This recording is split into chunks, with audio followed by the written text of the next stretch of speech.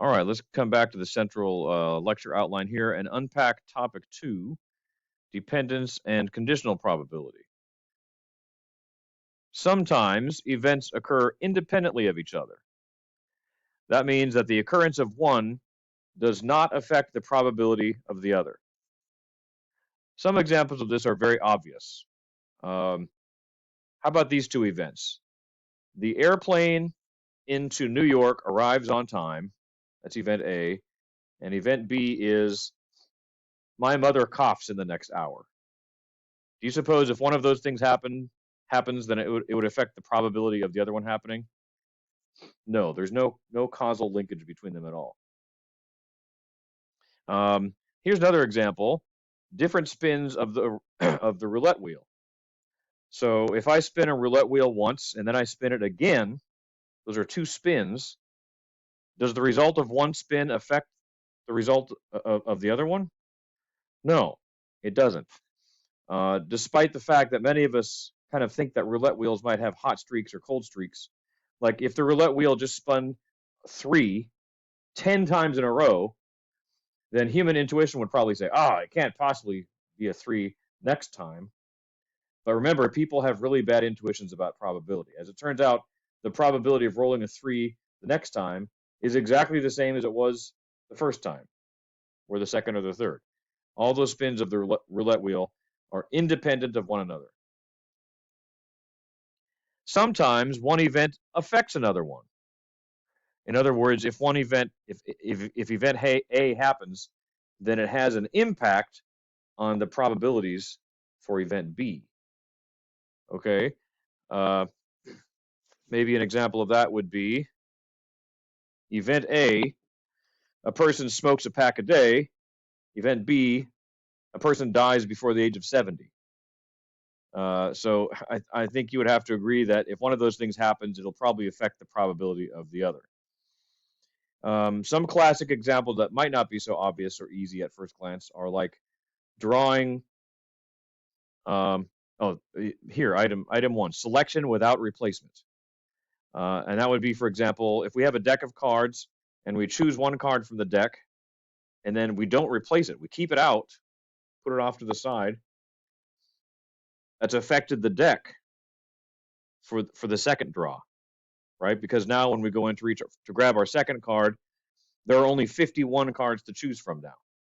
So the first event has influenced the second one. Remember, selecting without replacement, that's where things get into combinatorics. They're a little bit wild and crazy, and we're really not going to go down that path. But this next item is important for this class. Sometimes one event affects another in the manner of narrowing down the candidate pool.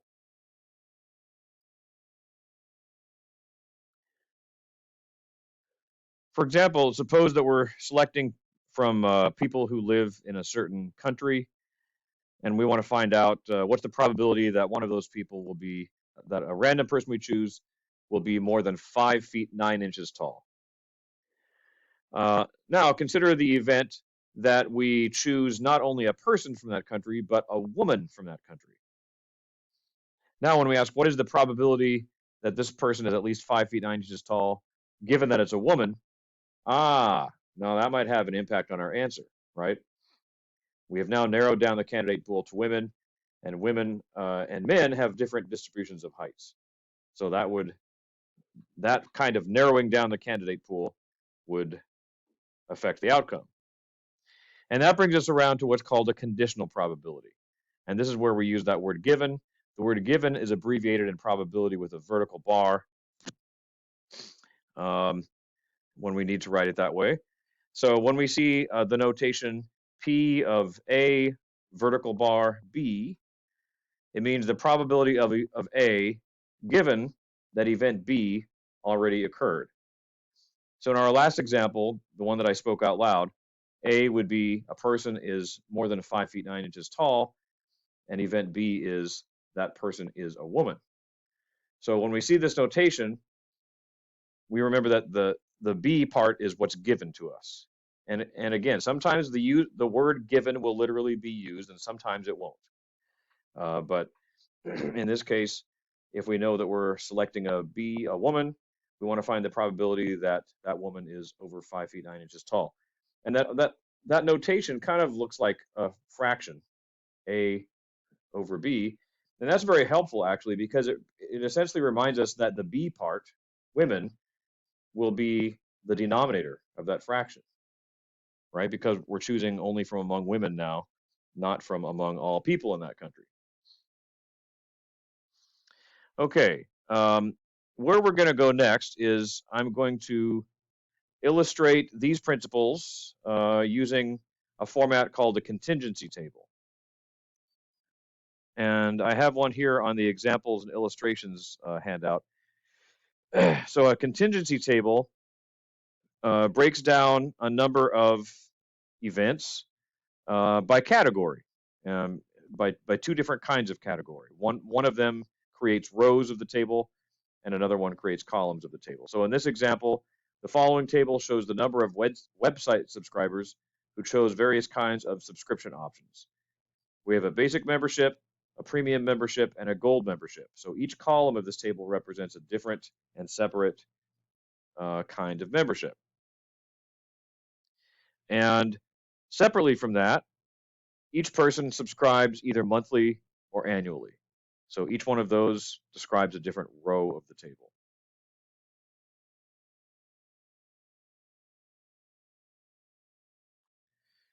So I have another set of videos that's going to walk you through a series of problems about this table. They're on your handout here. And basically the principles that I want to draw your attention to here are principle A, row and column totals are key. So when you see a problem like this in your homework, it'll be a basic table like this, and it probably won't have totals written into it. But I recommend that you create another column out here for total and another row for total, and you'll see that being done in the videos. But those total rows and columns are really the key to the problem.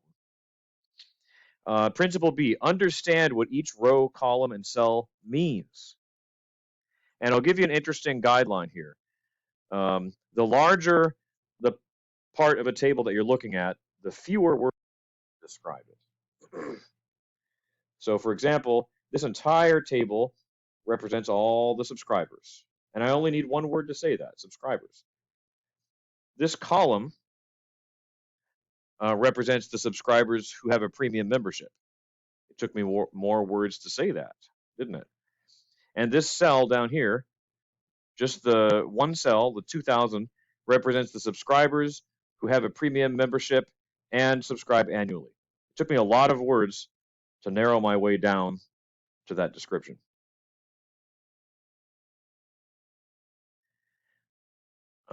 Examples. All right, so what's going to happen now is I'm going to hand it over to my past self because I recorded a video for this exact set of problems years ago for that GRE class that I was teaching at the time. So I'm just going to go ahead and hand it over to me last decade, younger me, and he will walk you through these problems on the whiteboard.